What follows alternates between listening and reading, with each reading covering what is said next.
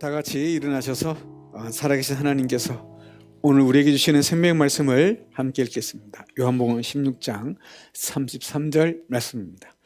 내가 이것을 너희에게 말한 것은 너희가 내 안에서 평화를 얻게 하려는 것이다. 너희는 세상에서 환난을 당할 것이다. 그러나 용기를 내어라. 내가 세상을 이겼다. 아멘. 자리에 앉겠습니다. 오늘 말씀의 제목 다 함께 크게 함께 선포합니다. 근심이 기쁨으로 변할 것입니다. 근심이 기쁨으로 변할 것입니다. 아멘. 할렐루야.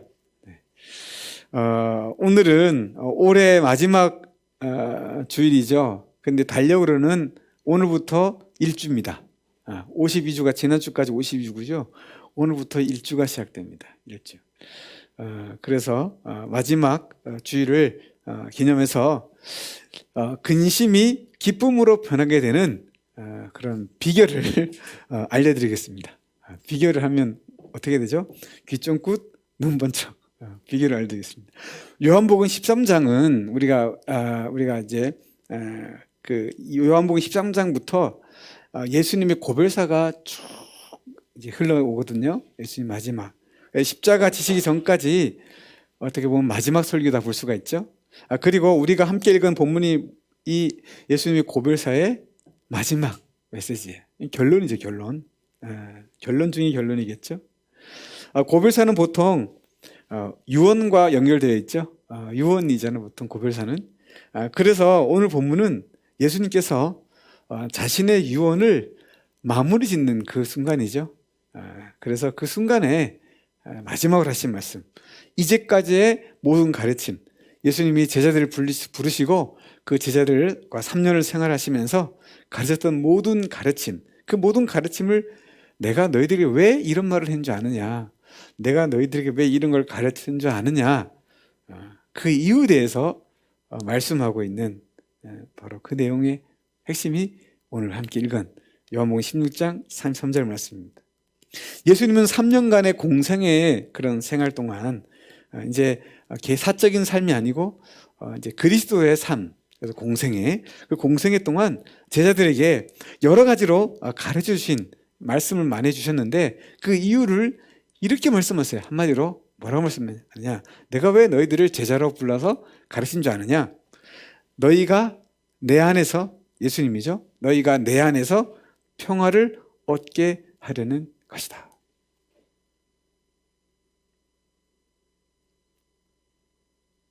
생각해 보세요.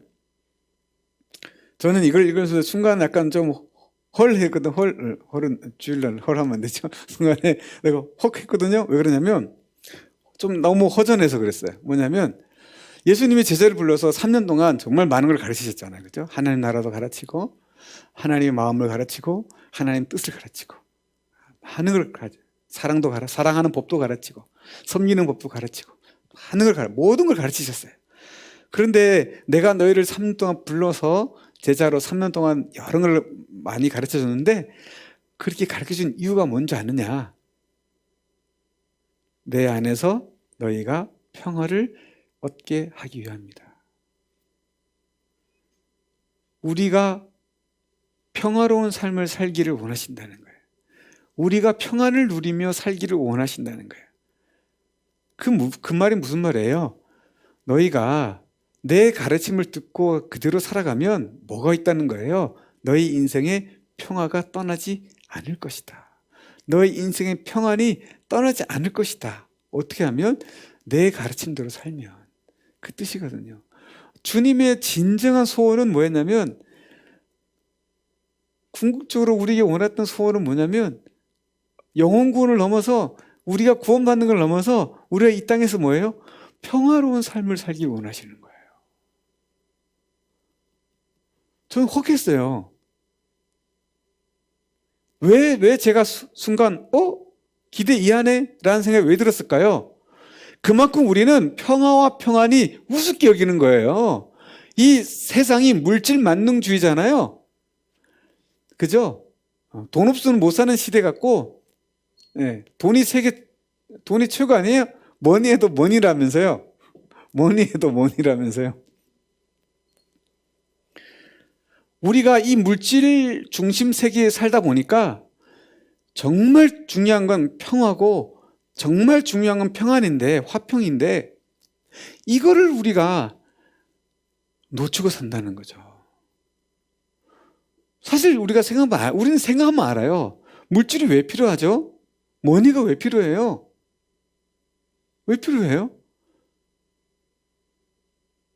행복하게 살려고 필요한 거 아닌가요? 뭐 행복까지 안 가더라도 뭐예요? 좀 안정된 삶을 살고 싶은 거 아는 거예요? 그 안정된 삶이 뭔데요? 그 안정된 삶이 평화 아니에요? 그 안정된 삶이 평안이 아니에요? 예수님을 따르는 제자들이 예수님 안에서 평화를 얻게 하시려고 제자들에게 3년 동안 가르쳤다는 거예요. 마찬가지로 오늘 우리에게도 예수님은 여전히 가르치고 계셔요. 바로 우리 안에 계신 성령님을 통해서 여전히 가르치고 계시다는 거죠. 할렐루야.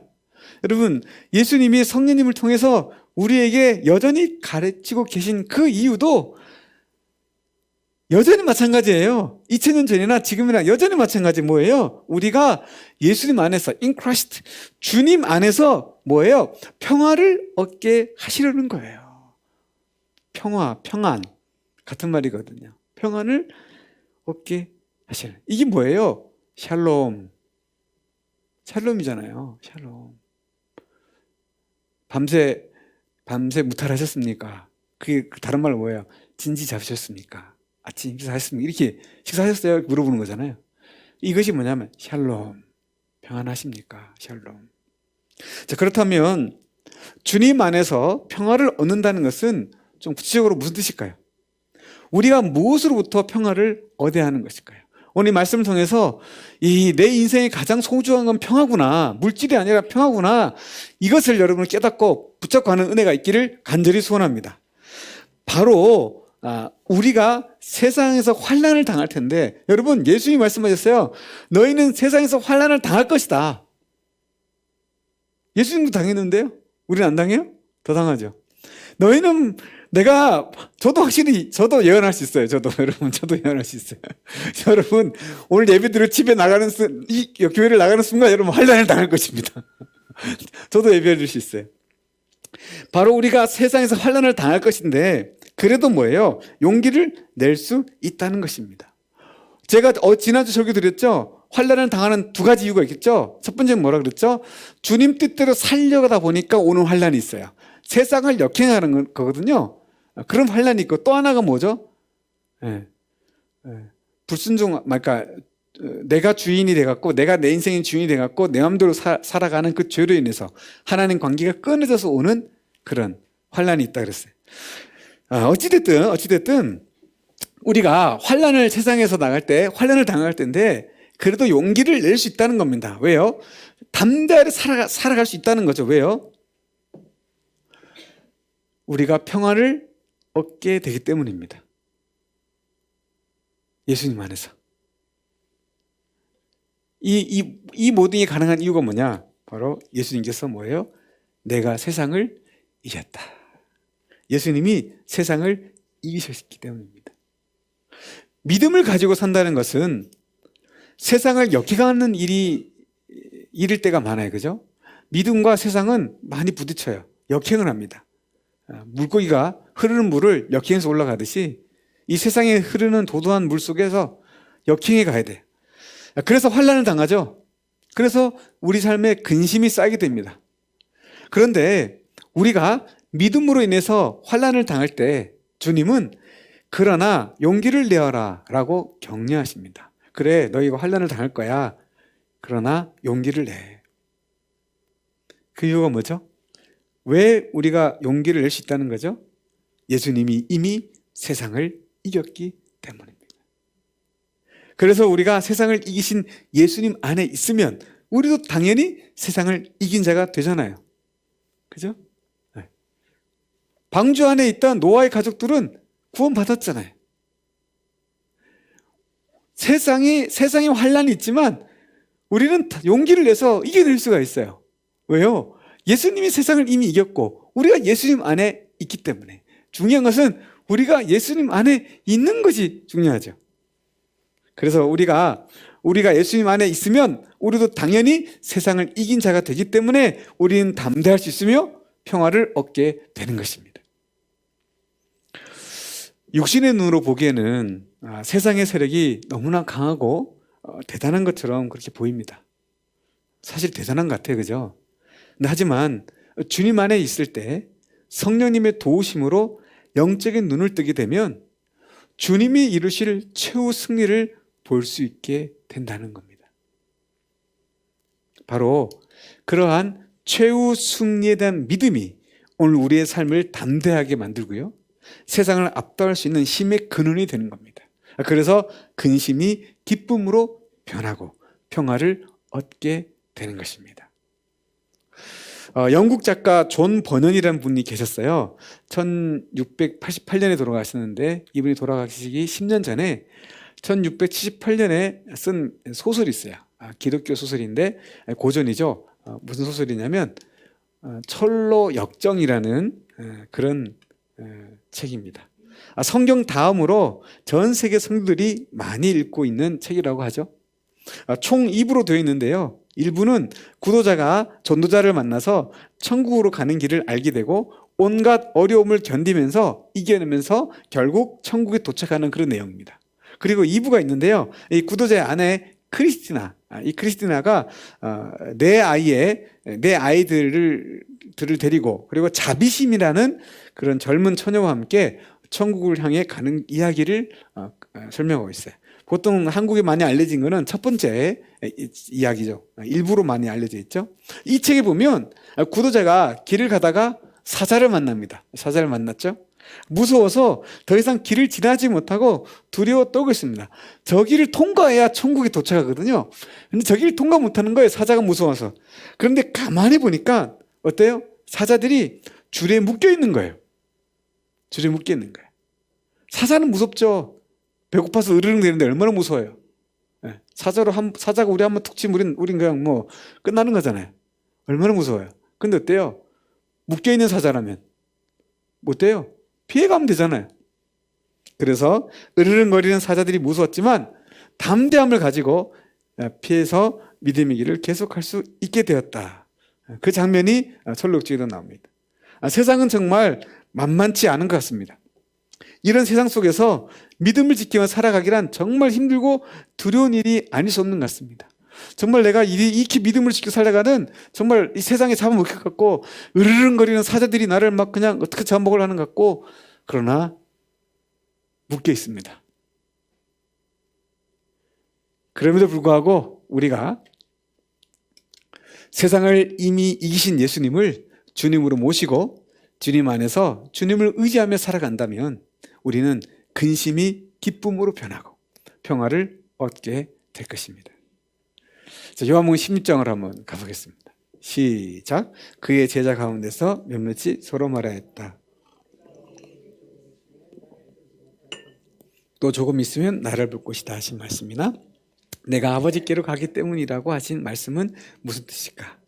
그들이 말하기를 도대체 조금 있으면 이라는 말씀이 무슨 뜻일까? 우리는 그가 무엇을 말씀하시는지 모르겠다 하였다. 좀 내려가서 20절 한번 가볼게요. 시작. 내가 진정으로 너에게 말한다. 너희는 울며 애통하겠으나 세상은 기뻐할 것이다. 그러나 너희가 근심에 쌓여도 그 근심이 기쁨으로 변할 것이다. 아멘. 여러분, 조금 있으면 나를 보지 못할 것이다. 이게 무슨 말이에요? 예수님이 십자가에 죽으실 것을 예언하는 거예요. 그죠? 그러면 조금 있으면 나를 볼 것이다. 이게 뭔 말이에요? 예수님의 부활을, 그렇죠. 부활을 얘기하는 거예요. 근데 제자들은 뭐예요? 도통 깨닫지 못해요. 도대체 저분이 무슨 말을 하는지 모르겠다. 그렇게 말하죠. 주님께서 말씀하신 대로, 예언하신 대로 분명히 십자가에서 위에서 죽으셨죠. 그러나 그것은 끝이 아니었죠. 오히려 놀랍게도 영원한 생명의 시작이었습니다. 십자가의 죽음이 영원한 생명의 시작이었죠. 그래서 하늘의 밀이 땅에 떨어져 썩음에 자라나 많은 열매를 맺는 것처럼 예수님이 십자가 못 박혀 죽으심으로 많은 수만의 생명이 살아나는 거죠. 그렇습니다. 믿음으로 우리는 인간의 죽음이 영원히 끝이 아니라는 사실을 우리는 알고 있습니다. 사람들은 이렇게 말합니다. 죽으면 끝이지 뭐. 그래서 어떻게 해요? 살아있는 동안 재밌게 살다가 신나게 살다가 죽어야지. 그렇게 말하죠. 그러나 끝이 아닙니다. 죽음이 끝이 아니죠. 영원한 하나님 나라가 있고 하나님의 심판이 기다리고 있습니다. 자, 그래서 주님은 십자가의 죽음을 통하여 잠깐 근심하겠지만 부활의 주님을 통하여 영원히 기뻐할 것이다. 그것을 얘기하고 있는 거예요. 너희들이 나의 죽음으로 잠깐 슬퍼할 거야. 그러나 나의 죽음으로, 십자가의 죽음으로 잠깐 슬퍼하겠지만 나의 부활로 너희는 영원히 기뻐할 거야. 그 얘기하고 있는 거죠. 그래서 근심이 기쁨으로 변할 것임을 약속하고 계시는 거죠. 우리가 이 땅을 살아가는 동안 예수님을 따라 말씀에 순종하며 섬기며 삶을 살아갈 이유가 바로 여기 있습니다. 이 땅에서 말씀을 쫓아 살아가던 그런 사람들에게 영원한 생명이 약속되어 있기 때문이죠. 주님은 이러한 생명의 기쁨을 이렇게 표현하고 있습니다. 요한복음 16장 21절을 함께 보겠습니다. 시작. 여자가 해산할 때는 근심에 잠긴다. 진통할 때가 왔기 때문이다. 그러나 아이를 낳으면 사람이 세상에 태어났다는 기쁨 때문에 그 고통을 더 이상 기억하지 않는다. 여자가 아이를 낳는 해산의 고통은 이루 말할 수 없는 고통이 아니겠습니까? 그러나 그 고통을 평생 기억하며 사는 사람은 없습니다. 왜일까요? 생명을 얻는 기쁨이 더 크기 때문입니다. 그래서 주님은 계속해서 이렇게 말씀하십니다. 22절 시작. 이와 같이 지금 너희가 근심에 쌓여 있지만 내가 다시 너희를 볼 때에는 너희의 마음이 기쁠 것이며 그 기쁨을 너희에게서 빼앗을 사람이 없을 것이다. 우리가 믿음을 지켜 나갈 때, 믿음대로 살아갈 때 근심에 쌓여 있게 돼요. 세상이 우리를 가만두지 않기 때문에, 환란이 있기 때문에, 고난이 있기 때문에 우리 삶이 근심이 없을 수가 없죠. 그러나 우리가 주님 앞에 섰을 때 우리는 영원히 기뻐할 수 있고 그 영원한 기쁨을 빼앗을 수 있는 자는 아무도 없다는 것입니다. 이것이 우리의 살아있는 소망이죠. 주님의 죽으심을 보며 근심하던 제자들이 부활하신 주님을 만나서 기뻐할 것임을 예언합니다. 그리고 주님은 이 기쁨을 빼앗을 사람이 없다 말씀하십니다. 우리는 말씀을 믿음으로 주님의 부활을 믿습니다. 그죠? 부활 주를 드리죠. 근데 과연 우리 안에 그 부활한 주님을 통해서 우리 안에 영원한 기쁨이 있느냐 한번 고민을 해보겠죠. 다시 말해서 주님이 주시는 기쁨은 어떤 환경이나 상황이나 어떤 조건 속에서도 결코 변하지 않는 영원한 기쁨이라는 말이거든요. 그러면 왜 주님의 그 부활의 소식이 영원한 기쁨이 되냐? 왜냐하면 영원한 생명에서 비롯된 완전한 기쁨이기 때문입니다. 부활이라는 것은 의미는 영원한 생명이 있다는 거죠. 주님이 십자가에 죽으신 이유가 바로 이 영원한 기쁨을 우리에게 선물로 주시기 위함이죠. 구원의 완성은 어디서 이루어집니까? 우리 몸이 변화된 몸으로 부활할 때 구원의 완성이 이루어지지 않습니까? 사랑하는 성도 여러분, 섬김의 길이, 헌신의 길이 혹은 믿음의 길이 고되고 힘들게 느껴지십니까? 그렇다면 오히려 감사하시길 바랍니다. 그 근심이 변하여 더 큰 기쁨이 될 것이기 때문입니다. 고난의 크기만큼, 아픔의 크기만큼 더 크나큰 영원한 기쁨을 선물로 받게 될 것입니다. 그래서 이러한 하늘의 복과 상급에 대한 믿음의 소망이 우리의 모든 사역과 삶을 더욱 의미 있게 만들게 되는 거죠. 그래서 우리의 근심이 기쁨으로 변하고 평화를 얻게 되는 것입니다. 자, 요한복음 16장 25절, 26절 한번 가보겠습니다. 시작. 지금까지 이런 것들을 내가 너희에게 비유로 말하였으나 다시는 내가 비유로 말하지 아니하고 아버지에 대하여 분명히 말해줄 때가 올 것이다. 그날에는 너희가 내 이름으로 아버지께 구할 것이다. 내가 너희를 위하여 아버지께 구하겠다는 말이 아니다. 자, 27절로 하나 더 봅니다. 아버지께서는 친히 너희를 사랑하신다. 그것은 너희가 나를 사랑하였고 또 내가 하나님께로부터 온 것을 믿었기 때문입니다. 예수님은 비유로 하늘나라의 비밀을 가르쳤다면 성령님은 영적으로 깨달을 수 있도록 우리를 도우실 것이다. 그렇게 말씀하고 있어요. 그래서 오늘 우리가 예수님의 이름으로 직접 하나님께 기도할 수 있는 것이죠. 그리고 성령님을 통해 우리에게 직접 말씀해 주시고 우리가 직접 하나님께 기도할 수 있도록 그렇게 해주신 이유가 바로 하나님께서 우리를 사랑하시기 때문입니다. 그런데 여기서 우리의 시선을 끄는 내용이 있는데요. 하나님 아버지께서 친히 우리를 사랑하신 이유를 예수님이 말씀하고 있다는 겁니다. 하나님 왜 우리를 사랑하실까? 하나님 아버지께서 친히 우리를 사랑하시는 이유는 우리가 예수님을 사랑하였고 또한 예수님이 하나님께로부터 온 것을 믿었기 때문이라는 겁니다.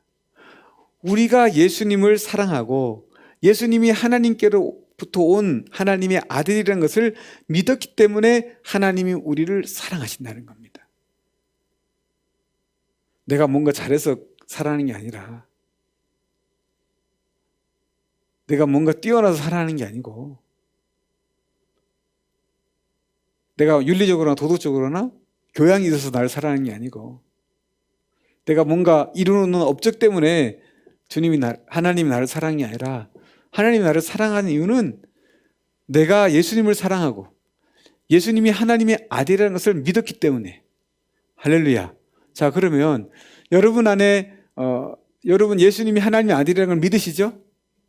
네. 그러면 여러분 예수님이 나를 위해서 십자가 못 돌아가셨다는 걸 죽으셨다는 걸 믿으시잖아요. 그죠? 그 은혜를 우리가 알잖아요. 그죠? 그래서 내가 크든 작든 예수님을 사랑하는 마음이 있는 거잖아요. 그래서 하나님이 우리를 어떻게 해요? 사랑하신다는 거예요. 그것도 어떻게? 친히. 왜 그냥 사랑한다고 표현하면 되는데 왜 친히라는 단어를 썼을까요? 왜 그럴까요? 적극적인 의지를 표현하는 거예요. 억지로 사랑하는 게 아니고 하나님 우리를 적극적으로 친히 사랑하시는 거예요. 다른 이유가 없고 오직 그 하나 이유만으로 내가 적극적으로 너희를 사랑한다는 거예요. 왜? 내 아들을 너희가 사랑하니까. 그리고 그 아들이 내 아들이라는 것을 너희가 알았기 때문에 그것 때문에 내가 너희를 사랑한다는 거예요. 여러분 따라해보세요. 자, 오른손을 가슴에 이게 토닥토닥 하면서 이걸로 부족한 두 손으로 해도 돼요. 네, 두 손으로 해도 돼요. 이렇게 돼요. 하나님이 미안합니다. 나는 자 온라인을 보신 분 따라하세요. 나는 하나님이 친히 사랑하는 그런 사람이다. 네. 네, 아멘. 우리 그런 사람이요. 난 그런 사람이요. 생각해보세요. 천지를 창조하신 하나님께서 나를 친히 사랑하는 분이에요. 10대들한테는 이렇게 비유를 하면 확 올 거야. BTS 알죠? BTS의 팬클럽 이름이 아미예요. 아미. 근데 아미에 소속된 한 여자아이가 있었어요. 아무도 몰라요. 그냥 아미 소속된 팬클럽 중에 한 사람이 활동도 많이 한 사람도 아니야. 그냥 팬클럽 회원이야. 근데 BTS가 어느 날 다 같이 모여갖고 그 아미 팬클럽 그 여자애한테 찾아갔어요. 친히 찾아갔어요.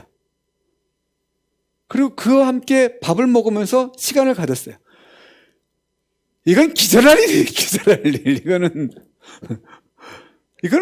이거는 완전 천지가 개벽한 일이에요. 이 일이 우리에게 일어난 거예요. 여러분, 천지를 만드시니까 하나님이 우리를 친히 사랑하신대요.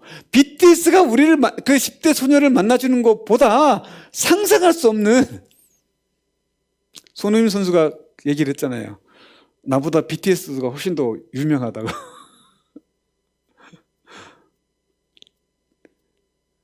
주님은 우주의 주인이시잖아요. 하나님은. 그 하나님 우리를 그렇게 사랑하신다. 왜요? 우리가 예수님을 사랑하기 때문에. 그리고 예수님이 하나님의 아들인 것을 우리가 알기 때문에. 여러분, 이 믿음을 가지세요. 할렐루야. 그럴 때 우리의 근심이 기쁨으로 변하고 우리 삶의 평화가 임하게 될 줄을 믿습니다.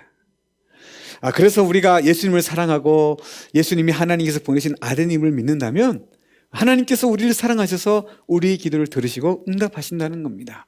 그래서 우리가 고난 속에서도 용기를 낼 수 있고 평화를 얻게 된다는 거죠. 자, 요한복음 16장 28절 봅니다. 시작. 시작. 나는 아버지에게서 나와서 세상에 왔다. 나는 세상을 떠나서 아버지께로 간다. 예수님의 시작과 끝은 모두 하나님 아버지십니다. 처음도 하나님 아버지요, 나중도 하나님 아버지입니다. 하나님으로 아버지로 시작해서 하나님 아버지로 끝나는 것이 예수님의 삶이었습니다. 그래서 이 땅에 계시는 동안 철저하게 하나님 말씀을 이루기 위해서 기도하신 것이죠. 순종을 위한 기도였습니다. 순종을 위한, 따라볼까요? 순종을 위한 기도. 예수님의 삶의 목적은 순종하려고 사셨어요. 예수님은 오신 목적도 순종하기 위해서 오셨고요. 예수님이 죽으신 목적도 순종하기 위해서 죽으셨어요. 그래서 예수님의 삶의 특징이 순종이잖아요. 왜 하셔야 됩니까? 우리가 왜 삶의 의미를 잃어버리는지 아세요? 우리가 왜 살다가 삶의 의미를 잃어버리는지 아세요? 저도 가끔 삶의 의미를 잃어버려요. 요즘은 거의 안 그러는데요. 거의 안 그럽니다. 예전에는요, 툭 하면 내가 왜 살아야 되나? 내가 왜 살아야 되지? 이런 생각 많이 했어요. 정말 심각하죠. 그래서 이렇게 우울증까지는 안 갔지만 굉장히 우울감이 되게 많았어요. 수시로 찾았어요. 근데 요즘은 거의 안 그래요. 왜 그런지 알아요? 왜 우리가 우울감이 올까요? 내가 왜 살아야 되나? 왜 이런 우울감이 올까요? 존재 목적이 달라서 그래요. 존재 목적이 잘못해서 그러세요. 내가 왜 살아야 되는 이유가 달라서 그래요. 우리가 사는 이유는 다른 게 아니라니까요. 우리가 사는 이유는 순종하기 위해 사는 거예요. 우리는 예수님 믿는 순간 우리는 죽었어요. 갈라디아서 2장 20절 십자가에 매달려서 죽었어요. 이제 우리는 주를 위해 사는 거예요. 무슨 말이에요? 예수님의 말씀에 순종하는 삶을 사는 것이 우리의 존재 목적이에요. 순종하기 위해 사는데 뭐가 지칠 일이 있고 순종만 사는데 뭐가 내가 왜 살아야 되래? 왜 질문이 나와요? 왜 살기는 순종하게 사는 거죠? 왜 고생해요? 순종하게서 고생하죠. 왜 헌신해요? 순종하게서 헌신하는 거죠. 왜 공부해요? 순종하게서 공부하기, 쓰임받기 위해서 공부하는 거잖아요. 준비하는 거니까. 왜 밥 먹어요? 힘을 내서 순종하기 위해서 밥 먹는 거죠. 왜 금식해요? 마음을 회복하고 은혜 받아서 순종하여서 금식하는 거죠. 왜 말씀 봐요? 순종하여서 말씀 보는 거죠. 왜 기도해요? 순종하기 위해서 기도하는 거죠. 이게 바로 예수님의 삶이었어요. 그러니까 그분은 고민이 필요 없죠. 그분은 갈등이 필요 없는 거예요. 자기에 대한 갈등. 순종하는 거에서 영혼들이 안타깝게 지옥으로 떨어지는 그 모습을 보고, 불순종의 모습을 보고 괴로워했지, 예수님은 자기 삶에 고민한 적이 없잖아요. 내가 왜 이렇게 살아야 돼? 내가 왜 여기까지 해야 되지? 이렇게 하신 분이 아니잖아요. 왜요? 그분의 삶은 처음과 끝, 알파, 오메가가 하나님 아버지의 말씀에 순종하기 위해 태어났고 순종하기 위해 죽었는데 뭔 고민이 있겠어요? 우리 인생에 고민하는 사람들 정신 차리세요. 내가 주인인 거예요. 그 죄예요. 내 인생 놓고 내 인생이 왜 이러냐, 내 인생이 왜 이렇게 험하냐, 내 인생이 왜 이러냐, 그거 다 죄입니다. 그거 신앙 아니에요. 그거요, 죄예요. 그거 하나님이 내 인생 여전히 내가 십자가에 못 박혀 죽지 않고 파득파득 살아있는 거예요. 십자가에 못은 박혔는데 아직 살아있어. 얼마나 고통스러워요. 빨리 죽어야지. 왜 십자가에 매달려갖고 살아있어요? 죽어야지. 십자가는 매달려 있는데 살아있으니까 고통스러운 거예요. 죽으세요. 썩으세요. 미랄이 되세요. 미랄이 썩어야 열매를 맺는 거예요. 썩지 않고 버텼으니까 싹이 노란 게 올라오죠. 팔아야 되는데.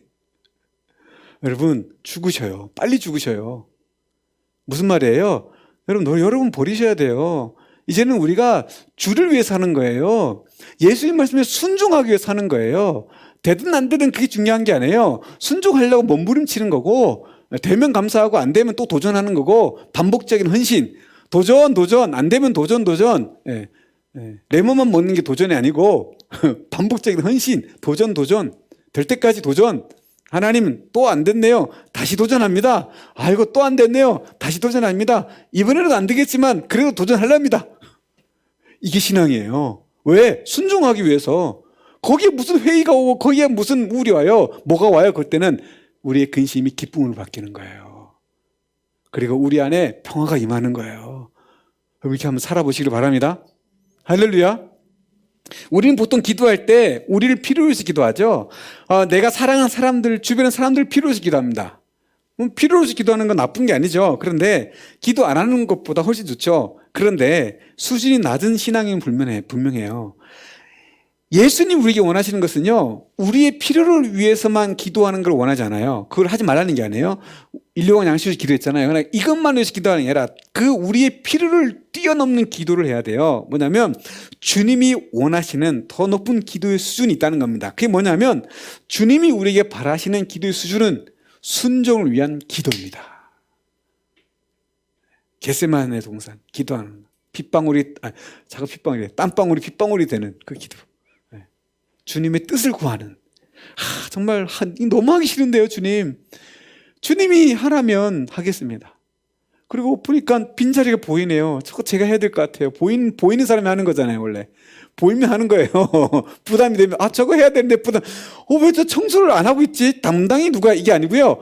청소를 안 하고 있네? 내가 치워야지. 이게 신앙이에요. 이거 담당이 누가, 왜 이거 안 하고 있어? 이게 아니고, 보이면 내가 하는 거예요. 만약 담당자 있으면 물어보면 되겠죠. 이걸 내가 좀 할 수 있게 해도 되겠냐고. 하시라고 하면 되는 거죠. 주님께서 보여주시면 순종해야 돼요. 근데 순종하기 힘들어. 주님, 이거 제가 해야 됩니까? 이거를. 안 그래도 힘든데 어떻게 돼요? 기도하는 거, 기도. 순종을 하는 기도. 그럼 하나님이 지혜를 주시든지 하지 말라 하든지 하라든지 아니면 방법을 주든지 사람 붙이든지 하나님이 일하세요. 하나님이. 내가 내 힘으로 하려니까 포기되는 거, 포기되는 거예요.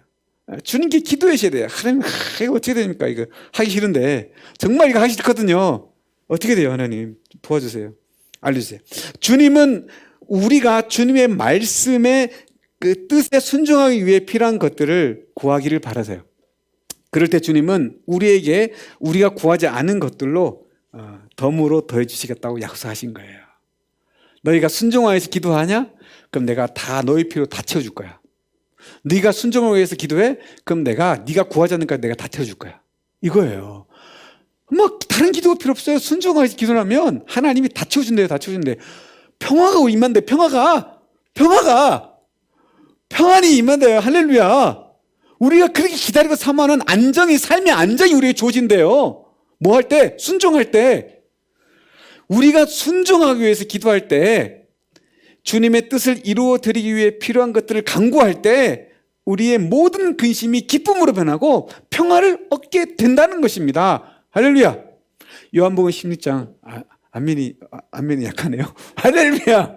믿는 자는 이대로 될 줄 믿습니다. 안 믿으면 어쩔 수 없지 어떡하겠어요. 제가 강요할 수 없죠, 믿음을. 자, 요한복음 16장 시작. 예수께서 대답하셨다. 이제는 너희가 믿느냐? 보아라, 너희가 나를 혼자 버려두고 제각기 자기 집으로 흩어져 갈 때가 올 것이다. 그때가 벌써 왔다. 그런데 아버지께서 나와 함께 계시니 나는 혼자 있는 것이 아니다. 제자들이 주님을 혼자 버려두고 각기 집으로 흩어진다는 것은 무엇을 의미할까요? 배신이죠, 배신. 등 돌리고 돌아가는 거. 십자가 못 보니까 다 도망가는 거잖아요. 제자들은 지금 주님을 밝히 알고 주님을 믿노라고 확신에 찬 고백을 했지만 주님은 오히려 너희가 나를 배신할 때가 벌써 왔다 경고하고 있는 거예요. 결국 제자들은 예언대로 어떻게 돼요? 십자가의 주님을 외면하죠. 다 도망가요. 그들은 어리석게도 주님을 다 알았다고 속단하고 있었어요. 우리는 그렇지 않을 것입니다 했죠. 근데 그것이 오히려 배신의 때가 된 거죠. 여러분, 교만하면요 참담한 실패가 옵니다. 괜찮습니다. 망합니다. 겸손할 줄 알아야 돼요. 두려워할 줄 알아야 돼요. 네. 그래서 나 이거 할 수 있어 하고 덤비는 사람 치고 잘하는 사람 못 봤어요. 자신이 없는데요. 그러면서 어떻게 해요? 기도하는 거죠. 지금 도와주세요. 제가 이거 해야 될 것 같은데 부담이 되는데 해야 되는데 능력이 안 되네요. 도와주세요, 주님. 그 사람은 끝까지 합니다. 잘합니다. 축복받습니다. 그래서 근데 주님께서는 이러한 제자들의 배신을 알고 계셨죠. 그래서 예언을 했잖아요. 그러면서도 당당하셨어요. 왜죠? 성부 하나님이 예수님과 함께하고 있다는 것을 믿었기 때문입니다. 네. 나는 혼자 있는 것이 아니다. 여러분, 한 번 더 따라서 나를 따라서 믿음으로 선포하세요. 믿음으로. 예수님 믿죠? 예수님 사랑하죠? 조금 사랑하든 많이 사랑할 거 아니야. 그러면 따라하세요. 자, 나는 혼자 있는 것이 아니다. 따라. 야, 너는 나한테 하는 거야. 야, 너는 혼자가 아니야. 할렐루야. 여러분, 삶에 어떤 힘듦과 어려움이 온다 할지라도 이것만 기억하세요. 나는 혼자가 아니다. 세상 사람들은 혼자일지라도 우리 혼자 아닙니다. 누가 계십니까? 나를 사랑하시는 주님이 계십니다. 성부 하나님께서 친히 우리를 사랑하십니다. 혼자가 아닙니다. 그래서 예수님은 쓸쓸히 십자가 길을 홀로 걸어갈 수 있었던 겁니다. 여러분, 믿음의 길은 때로는 외롭습니다. 신앙의 길은, 헌신의 길은, 순종의 길은 외로운 거예요. 혼자 걸어가야 돼요. 그럴 때가 너무 많아요. 동력해주면 좋은데 동력이 안 될 때가 있어요. 그러나 그럴 때 기억하세요. 나는 혼자가 아닙니다. 남용아, 넌 혼자가 아니야. 너를 사랑하는, 그것도 친히 사랑하는 하나님이 함께하고 있어. 힘나잖아요? 저는 그리고 맨날 지하에서 살아요. 하루 종일 혼자서. 여러분 살아면 여러분 다 우울증 걸릴걸? 지금 제가 5년째 지하에서 혼자 목회하고 있잖아요. 가끔씩 이상한 사람 들으면 얼마나 겁나는 줄 알아요, 저도. 근데 외롭지 않아요. 늘 주님과 함께해서 행복해요. 네, 너무 감사하고요.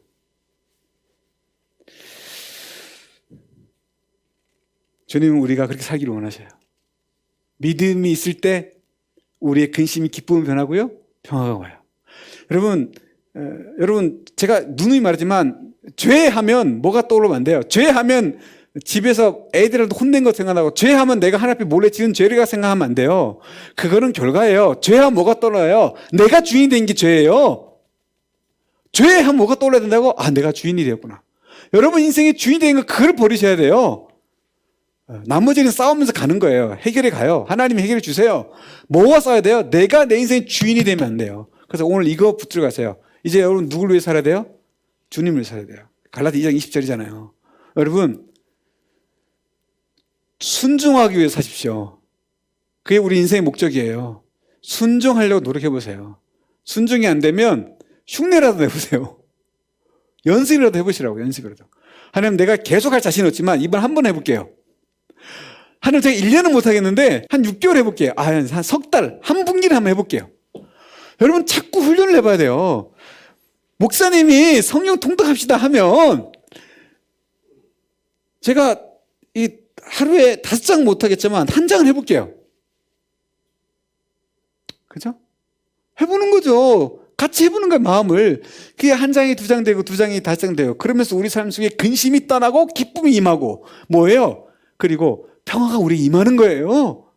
성령의 충만함을 경험하는 거예요. 그때서 내 안에 기쁨이 생수가 흘러서 불신자들에게 도전이 되어지고 불신자들의 죽이 돌아오는 역사가 일어나는 거예요. 할렐루야. 사랑하는 성도 여러분, 가장 믿었던 사람이 나를 배신하면 마치 모든 소망이 사라지는 것처럼 낙심되지 않습니까? 가장 가까운 사람이 나를 상처 주면 그 이상 큰 상처가 아니잖아요.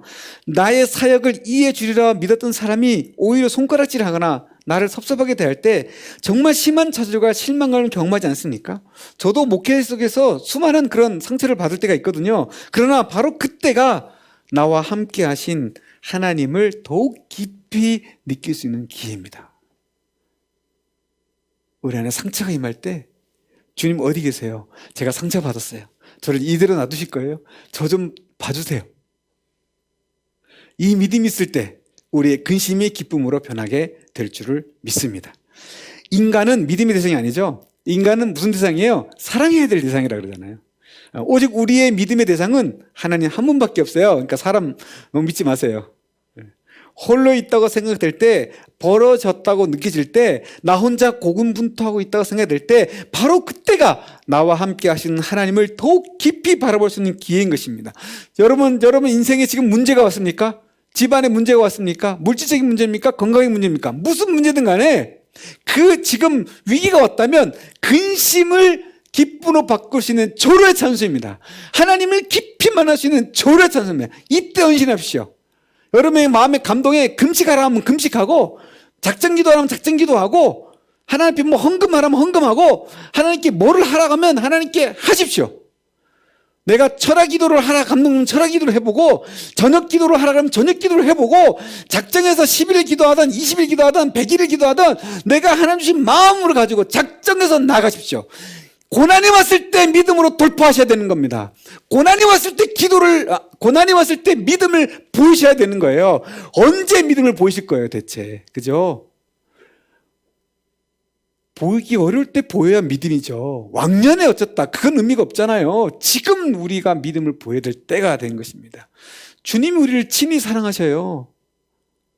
우리가 그분께 나가지 못할 이유가 뭐가 있겠어요? 그래서 세상을 이기신 주님 품 안으로 더 깊이 들어가시기 바랍니다. 그러면 주님의 위로를 경험하게 될 것입니다. 그래서 다시 한번 세상을 이길 힘을 우리는 얻게 될 것입니다. 사랑하는 성도 여러분, 코로나19에서 무너지시면 안 됩니다. 이 정도로 무너지면 안 됩니다. 하나님이 우리를 어떻게 사랑하는 사람들인데 우리가 무너지겠습니까? 이거 이겨내면요, 이때 우리의 믿음을 키우잖아요. 코로나 지난 이후에 하나님이 그동안 잃어버렸던 손실된 모든 걸 다 갚아주십니다. 배우로 갚아주실 것입니다. 어떤 인생을 살겠습니까? 코로나19를 담대히 이겨내서 좀 믿음을 키워나가서 더 큰 축복된 삶을 살 것입니까? 아니면 코로나 때 빌빌빌빌 거리다가 계속 빌빌빌 거리면 살 것입니까? 믿음을 키우셔야 담대하게 되는 겁니다. 믿음을 키우셔야 빌빌빌 신앙이 씩씩한 신앙이 되는 겁니다. 골골골한 신앙이 강한 담대한 쓰임받는 신앙이 되는 겁니다. 여러분, 나를 위해서만 살려고 하니까 인생이 좁아 보이는 거예요. 순종하려고 살려보세요. 기도가 달라져요. 우리가 왜 150명 선교 오픈센터를 기도하고 있겠어요? 지금 아무것도 못하는데. 왜 우리가 이제 나가는 단기봉사 선교 나가려면 한 번 나갈 때 200만 원씩 개인들이 들어요. 그걸 왜 기도하고 있겠어요? 순종하려고 기도하는 거잖아요. 스케일이 다른 거죠. 하나님 역사하시는 거예요. 할렐루야. 믿음을 키워가는 기회로 삼으시기 바랍니다. 코로나19를 믿음을 키워나는 기회로 잡으시기 바랍니다. 요한복음 16장 33절 마지막 시작. 내가 이것을 너에게 말한 것은 너희가 내 안에서 평화를 얻게 하려는 것이다. 너희는 세상에서 환난을 당할 것이다. 그러나 용기를 내어라. 내가 세상을 이겼다. 신령과 진정으로 예배를 드리죠. 우리가 어떻게 하는 것이 신령과 진정으로 예배 드리는 것이죠? 생명사람 때 배웠죠. 그중에 목사님의 설교를 어떻게 들어라? 목사님의 설교를 목사님이 하는 말로 듣지 않고 하나님의 말씀으로 들어라. 그것이 뭐예요? 신령과 진정으로 예배 드리는 거잖아요. 여러분, 저의 설교가 하나님 말씀이라면, 하나님 말씀에 위배되지 않는다면 아멘으로 받으십시오. 그것이 신령과 진정으로 예배 드리는 겁니다. 저는 지금 적어도 이 시간만큼은 저는 도구입니다. 도구. 그냥 나팔. 뭐예요? 스피커. 저는 그냥 스피커. 하나님이 저라는 스피커를 사용해서, 썩 좋은 성능의 스피커는 아니지만 저라는 스피커를 사용해서 여러분에게 지금 말씀하고 있는 거예요. 근데 이난희 목사님 말씀을 들으면 안 되죠. 하나님 말씀을 듣고 아멘으로 하답하고 먹어야죠. 성경에 말씀을 먹으라고 돼 있잖아요. 입을 크게 벌리고 먹으라 그랬어요. 어떤 교회는 진짜 입을 크게 벌리고 아멘으로 말씀 선포할 때 먹어요. 진짜로. 믿음을 보이는 거죠. 여러분, 말씀을 입을 크게 벌리셔야 돼요. 그래야 말씀을 많이 받죠. 믿음의 넓히라는 거예요. 하나님 음성을 들으셔야 돼요. 목사님 말을 들으면 은혜가 없어요. 열매가 없어요. 하나님 음성을 들으면 열매가 있어요. 내 영이 살아나요. 여러분, 이 시간 제가 왜 힘들게 땀 삐직삐직 흘리면서 설교하고 있어요? 설교 끝나면 저는 파김치가 되거든요. 왜 그래야 되겠어요? 왜 그러고 있는 거예요, 제가 지금? 저도 순종하는 거예요. 하나님이 달목사에 세웠으니까 순종하는 거예요. 네. 그리고 여러분들이 이 설교 말씀 통해서 여러분이 소생되기를 원하는 거예요. 힘을 얻기를 원하는 거예요. 정말 평화로운 삶을 살기를 원하는 거예요. 주님과 동행하고 능력의 삶을 살기를 원하는 거예요.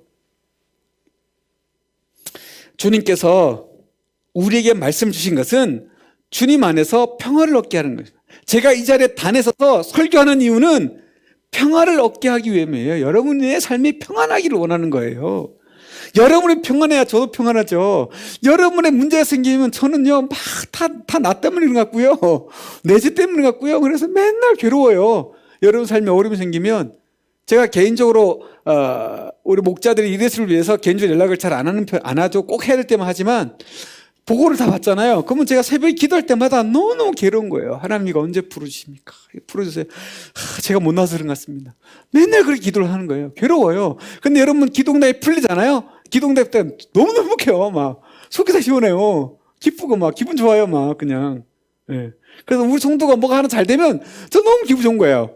가끔 저랑 가까이 사는 사람이 그래요. 당신 왜 기쁘냐고, 뭘 기분 좋냐고, 왜 당신만 기분 좋냐고. 근데 그게 뭐냐면 성도에 뭔가 문제가 하나 풀어지면 그게 그렇게 좋은 거예요. 저는 그냥. 여러분, 이게 주님은 저보다 더해요. 제가 여러분을 사랑하는 것보다 주님이 여러분을 사랑하는 거랑 비교가 안 되잖아요.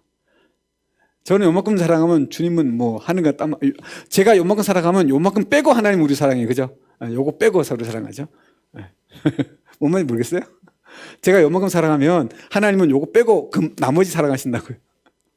여러분 사랑하십니다. 네. 그래서 주님께서는 내가 세상을 이길 것이다 라든가 이겨야 한다 그렇게 말하지 않았어요. 야, 세상을 이겨! 그러면 더 힘들 것 같아요. 어떻게 이기지? 여러분, 예수님이 이미 이겼다. 내가 이겼어. 뭘 걱정해? 우리 뭐래? 나만 따라와. 내 안에만 있어. 나한테만 붙어만 있어. 내 말씀에, 내 가르침에 순종만 해. 순종만 해. 넌 세상 이길 거야. 순종만 해. 평화가 너에게 임할 거야. 순종만 해. 너의 근심이 기쁨으로 바뀔 날이 올 거야. 어둠의 터널은 끝까지 가지 않아. 언젠간 터널을 지나가게 돼 있어. 그때 내가 너를 다 갚아줄 거야. 너의 순종의 몸부림을 내가 기억하고 2배의 축복을 줄 거야. 그게 욥기거든요. 그렇습니다. 주님께서 우리에게 세상이 줄 수 없는 영원한 평화를 줄 수 있는 까닭은 주님만이 세상을 진정으로 이긴 영원한 승리자이기 때문입니다. 말씀을 맺겠습니다. 첫째, 우리 안에 세상을 이기신 예수님의 최후 승리에 대한 믿음이 있을 때. 둘째, 주님이 주실 하늘 상급과 면류관에 대한 소망을 가지고 살아갈 때. 셋째, 주님께 순종하고자 주님의 뜻을 이루고자 우리의 필요를 구할 때 우리의 모든 근심이 기쁨으로 변하고 평화를 얻게 될 것입니다. 주님의 길을 걸어가는 것이 고달프게 느껴지십니까? 그렇다면 이제 주님의 승리를 믿고 나아가시기 바랍니다. 우리가 싸우고 있는 이 영적 싸움은 우리에게 속한 것이 아닙니다. 하늘에 속한 것입니다. 그러므로 주님께서 친히 우리를 위하여 싸워주십니다. 그래서 이 싸움은 이미 이긴 싸움입니다. 그래서 용기를 내시기를 바랍니다. 마귀는 으르렁거리지만 세상은 우리에게 두려움을 주지만 그들은 묶여있는 사자와 같은 것입니다. 그러니 용기를 내시기 바랍니다. 오늘 우리가 주님의 이름으로 영적 전쟁을 하는 것은 단지 다 이긴 싸움을 확인하는 과정일 뿐입니다. 그러므로 우리는 세상을 향해 용기를 낼 수 있습니다. 주님의 말씀을 자신의 말씀으로 받아들이시기 바랍니다. 그래서 이 험난한 세상에서 담대하게 하나님의 뜻을 이루기 위해 순종하는, 세상을 역행하는 그런 믿음의 사람이 되시기를 바랍니다. 주님이 평화를 얻게 해 주실 것입니다. 주님의 말씀에 순종하는 삶을 목표로 삼으십시오. 내 인생의 존재 목적을 순종해 두십시오. 그럴 때 모든 근심이 기쁨으로 변하게 되는 놀라운 경험을 간증하며 살아가는 축복된 인생이 되실 것입니다. 다 함께 침묵 가운데 기도하도록 하겠습니다.